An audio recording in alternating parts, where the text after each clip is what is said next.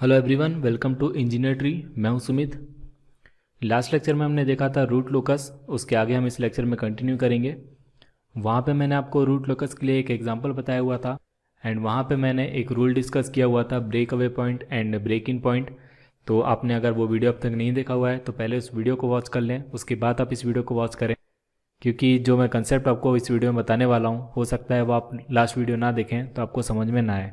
अगर आपने हमारे चैनल को सब्सक्राइब नहीं किया हुआ है तो पहले से सब्सक्राइब कर लें एंड जो बेल आइकन दिखाई दे रहा है आपको बगल में, उसे भी प्रेस कर दें। इससे आपको हमारे आने वाले वीडियो के नोटिफिकेशन आपकी मेल आईडी पे मिलते रहेंगे। तो चलिए स्टार्ट करते हैं। लास्ट वीडियो में मैंने आपको एक एग्जांपल बताया हुआ था एंड उसके लिए हमारा जो रूट लोकस प्लॉट हो रहा था वो हो रहा था इस तरह से। एंड वहाँ पे मैंने आपको बताया था कि एक तरह का क्वेश्चन हमें इस तरह से भी पूछा जा सकता है कि find the value of gain K for open loop transfer function. तो गेन फाइंड करने के लिए हम क्या करते हैं, इससे पहले मैं आपको एक कंसेप्ट यहाँ पे बताना चाहूँगा जो कि बहुत इंपॉर्टेंट है। यहाँ पे आप देखें रूट लो की हमारा इस तरह से ड्रॉ हो रहा था, हमारा जो प्लॉट है हमें इस तरह से मिल रहा था आगे। एंड हमने यहाँ पे ब्रेक अवे पॉइंट फाइंड किया हुआ था, ब्रेक अवे पॉइंट हमें मिल रहा था 0.85। ये जो ब्रेक अवे पॉइंट है ये रूट लोकस में ही लाई करेगा हमारा इस सर्टेन पॉइंट पे। एंड रूट लोकस में जितने भी पॉइंट्स होते हैं वो हमारी कैरेक्टरिस्टिक इक्वेशन को सेटिस्फाइड करेंगे। मतलब हमारा जो ये ब्रेक अवे पॉइंट है 0.85, ये भी हमारी कैरेक्टरिस्टिक इक्वेशन को सेटिस्फाइड करेगा। अब इसी कंसेप्ट को यूज़ करके हम फाइंड करेंगे गेन के। किस तरह से हम आगे देखते हैं। यहाँ पे नोट में मेंशन किया हुआ है, every point on root locus is roots of characteristic equation, so it must satisfied the characteristic equation. जैसा अभी मैंने आपको बताया, कैरेक्टरिस्टिक इक्वेशन होती है हमारे पास 1 plus G of S H of S equal to 0। And यहाँ पे प्रीवियस क्वेश्चन में G of S H of S दिया हुआ था K upon S, S plus 2, S plus 4। मैंने अभी आपको बताया कि पहले वाले लेक्चर में मैंने एक क्वेश्चन सॉल्व करवाया हुआ था, उसके आगे मैं इस लेक्चर में कंटिन्यू कर रहा हूँ। तो ये G of S H of S वहाँ पर दिया हुआ था, तो आप पहले प्रीवियस वीडियो देख लें ताकि आपको सारे कंसेप्ट अच्छे से समझ में आए। तो यहाँ पे हमारे पास ओपन लूप ट्रांसफर फंक्शन दिया हुआ था ये, तो यहाँ पे मैंने इसकी वैल्यू पुट की सिंपली। एंड यहाँ पे मुझे मिल रहा है 1 plus G of S H of S equal to 0। जब हम इसे और सिंप्लीफाई करेंगे तो यहाँ पे मुझे मिलेगा S, S plus 2, S plus 4 plus के इक्वल टू 0। जैसा अभी मैंने आपको बताया कि रूट लोकस में जितने भी पॉइंट होते हैं वो सेटिस्फाइड करेंगे कैरेक्टरिस्टिक इक्वेशन को, because every point on root locus is roots of characteristic equation. तो यहाँ पे हमारे पास ब्रेक अवे पॉइंट मिल रहा था माइनस ऑफ 0.85 जो कि रूट लोकस में लाई करता है। तो यहाँ पे माइनस ऑफ 0.85 हमारी कैरेक्टरिस्टिक इक्वेशन को सेटिस्फाइड करेगा। एंड यहाँ पे हमारे पास कैरेक्टरिस्टिक इक्वेशन को जब हमने सिंप्लीफाई किया तो हमें इक्वेशन मिल रही है इस तरह से। तो यहाँ पे सिंपली हमें क्या करना होगा, सिंपली एस की वैल्यू को पुट करना होगा माइनस ऑफ 0.85। जब आप एस की वैल्यू यहाँ पे पुट करेंगे तो आपको के की वैल्यू मिलेगी 3.07। तो इस तरह से अगर क्वेश्चन में हमें गिवन हो फाइंड द वैल्यू ऑफ के, find the gain of open loop transfer function, and हमारे पास रूट लोकस में कोई भी पॉइंट गिवन हो तो हमें सिंपली वहाँ पे एस की जगह उस पॉइंट की वैल्यू को रखना है। एंड जब आप इक्वेशन को सॉल्व करेंगे तो आपको के की वैल्यू वहाँ से मिल जाएगी। तो इस तरह के क्वेश्चन को हम इस तरह से सॉल्व करते हैं। इसके आगे हमारे पास एक और रूल है। इस रूल को समझाने से पहले मैं आपको फिर से प्लॉट की तरफ लेके जाता हूँ। यहाँ पे हमारे पास रूट लो की ड्रॉ हो रहा था इस तरह से। मैंने आपको बताया था कि जो हमारा रूट लो की होता है वो एसिम्प्टोट के अलोंग आगे ट्रेवल करता है। तो यहाँ पे हमारा जो एसिम्प्टोट है हमारे पास इस तरह से मिल रहे हैं, तो हमारा जो रूट लो की होगा वो वेरी होगा इस एसिम्प्टोट के अलोंग इस तरह से। तो यहाँ पे आप देख सकते हैं ये वेरी हो रहा है इस तरह से। एंड इस पॉइंट पे आप देखें तो हमारा जो रूट लोकस है वो इमेजिनरी एक्सिस को यहाँ पे कट करेगा। एंड इसी तरह से आप यहाँ पे देखें तो हमारा जो रूट लोकस है वो इमेजिनरी एक्सिस को यहाँ पे कट करेगा। तो अब क्वेश्चन में जो दूसरे टाइप के क्वेश्चन पूछे जाते हैं वो इस तरह से पूछे जा सकते हैं कि find the intersection point on imaginary axis by root locus. तो अब इस तरह से हम इंटरसेक्शन पॉइंट किस तरह से फाइंड करते हैं मैं आपको बताता हूँ। तो 8th रूल है हमारे पास इंटरसेक्शन।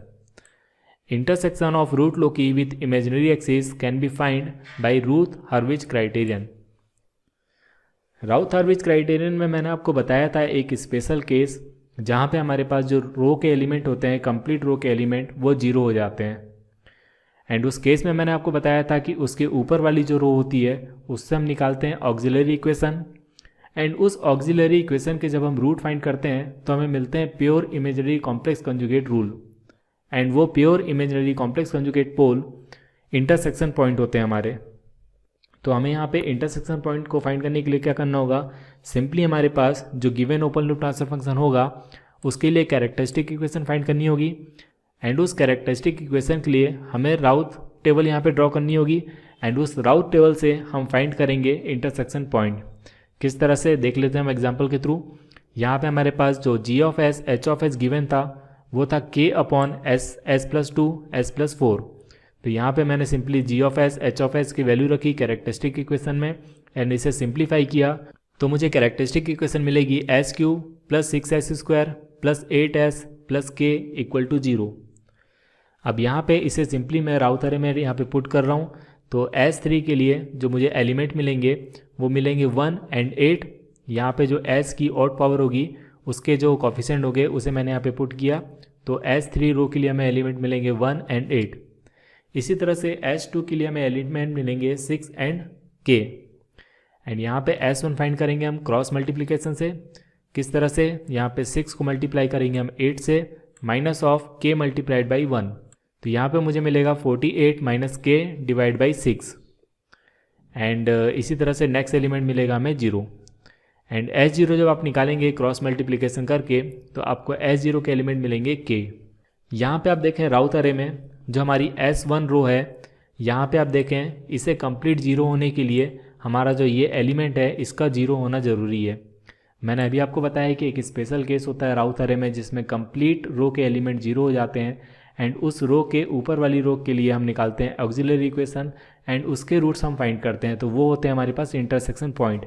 तो हमें इंटरसेक्शन पॉइंट के लिए यहाँ पे एक कंप्लीट रो को 0 करना यहाँ पर ज़रूरी है, एंड कंप्लीट रो को 0 करने के लिए हम क्या करेंगे, ये जो एलिमेंट है हमारे पास इसे हम पुट करेंगे इक्वल टू 0। तो ये रो तभी हमारे पास 0 होगी if 48 minus k divide by 6 equal to 0। तो यहाँ से हमारे पास k की वैल्यू निकल के आएगी 48।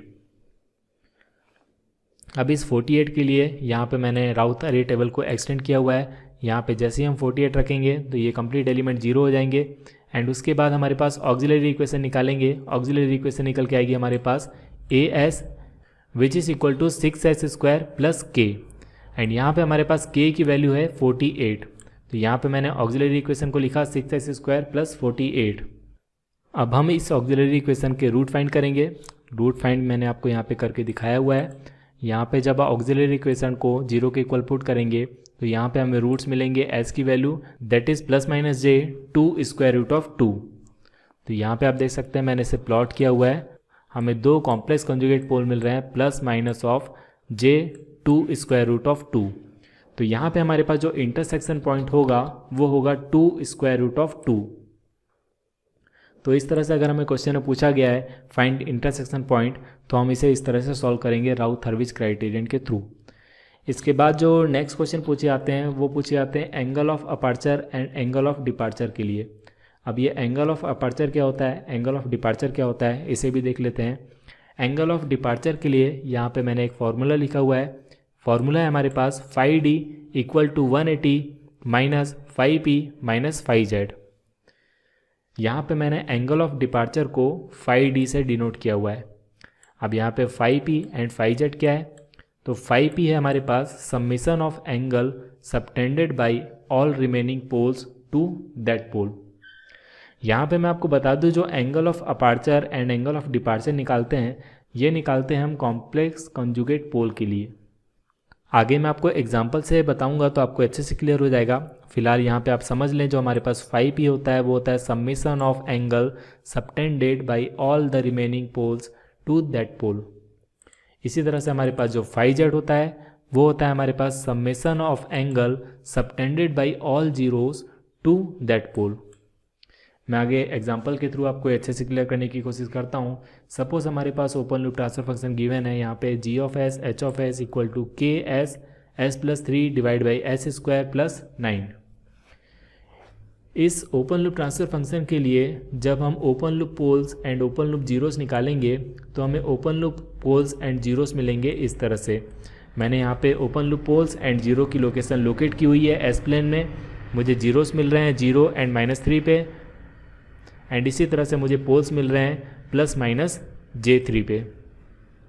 अब यहाँ पे मुझे एंगल ऑफ डिपार्चर निकालना है। सपोज इस पोल के लिए +J3 पोल के लिए मुझे एंगल ऑफ डिपार्चर निकालना है। तो एंगल ऑफ डिपार्चर का फॉर्मूला होता है हमारे पास 180 -5P -5Z। 5P मैंने आपको बताया angle subtended by all the remaining poles to that pole. तो मतलब इसके अलावा जो रिमेनिंग पोल होगा हमारे पास वो होगा ये। तो इस पोल से इस पोल के लिए हमारे पास क्या एंगल बन रहा है, वो होगा हमारे पास 5P। तो आप देख सकते हैं यहाँ पे इस पोल से इस पोल के लिए हमारे पास एंगल बन रहा है 90 डिग्री। तो मैंने यहाँ पे लिखा है 90 डिग्री, 5P होगा हमारे पास 90 डिग्री, एंड 5Z होता है हमारे पास summation of angle subtended by the zeros to that pole. तो यहाँ पे हमारे पास देख सकते हैं हमारे पास 2 जीरोस हैं। इस फर्स्ट जीरो के लिए आप देखें तो यहाँ पे फर्स्ट जीरो से हमारे पास एंगल होगा 90 डिग्री, एंड यहाँ पे आप देखें इस जीरो से हमारे पास एंगल होगा 45 डिग्री, क्योंकि यहाँ पे आप देख सकते हैं हमारे पास जो परपेंडिकुलर है एंड बेस है वो दोनों ही 3 हैं। तो हमारे पास जो एंगल होगा वो होगा 45 डिग्री। तो यहाँ पे मैंने लिखा 5Z = 90 + 45। तो इसे जब हम सॉल्व करेंगे तो हमारे पास 5D निकल के आएगा 225 डिग्री। तो इस तरह से हम एंगल ऑफ डिपार्चर निकालते हैं, किसी भी पोल्स के लिए निकाल सकते हैं। यहाँ पे सपोज़ यहाँ पे क्वेश्चन में पूछा गया होता कि ये -J3 पोल है, इसके लिए हमें एंगल ऑफ डिपार्चर निकालना है, तो इसके लिए भी हम इसी तरह से यहाँ पे एंगल ऑफ डिपार्चर निकाल सकते थे। मैं आपको बता दूँ यहाँ पे +J3 के लिए हमारे पास एंगल निकल के आ रहा है 225 डिग्री।